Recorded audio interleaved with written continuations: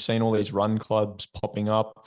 I guess you've seen the emergence of all these different technologies, as you mentioned, like carbon plates put in the running shoes.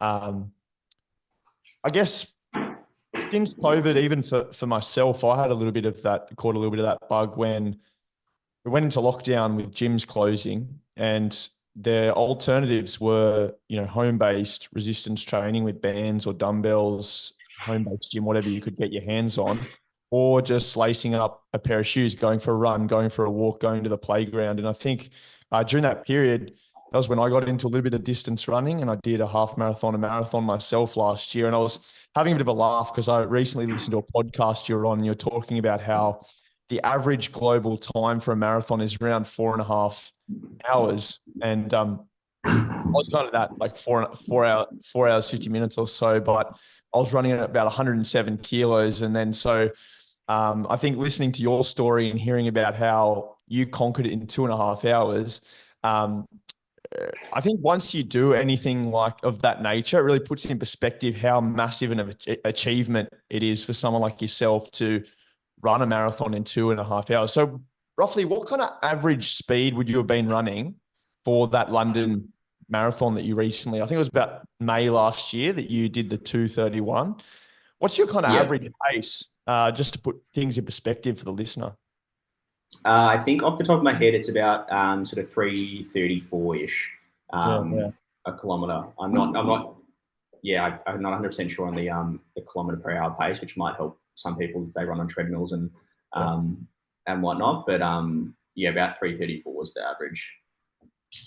And so I guess with your background in design and media and partnering with up or coming on board with Up There Athletics as co-owner, and initially in the start, you're working in the retail side of things. And then so coming in and now as co-owner, is this part of your role, I guess, the design and the graphic visual element of the brand? And I guess how beneficial is it that you have that element of expertise with running and understanding the science of running, the practicalities of what works in theory, but also when you're on the road, versus the marketing side of things and the visual appeal for people who are buying the products? How much of a, I guess, benefit has that been for you and the brand?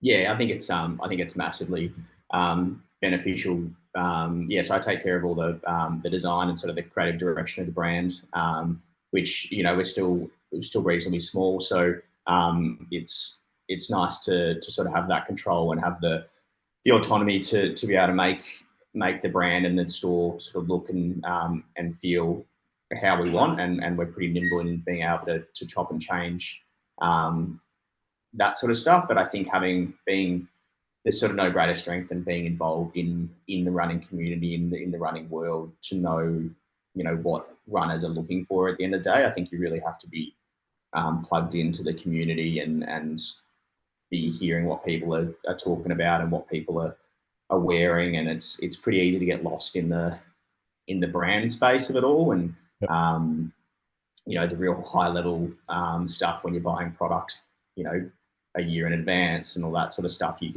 You can easily sort of lose touch with the people on the ground, the people that are out there running it at 5 a.m. every morning, Yeah. and all that sort of stuff. And I think it's equally as easy to get lost in the elite side of the sport, which there's a huge number of running podcasts popping up these days, and it's interesting to see where they sort of all land and what landscape they look to cover. And I mean, a lot of them do end up leaning more into the elite side of the sports, but we've seen great success recently with a few that really have gone deep on the recreational side of the sport and really lean into that side of things.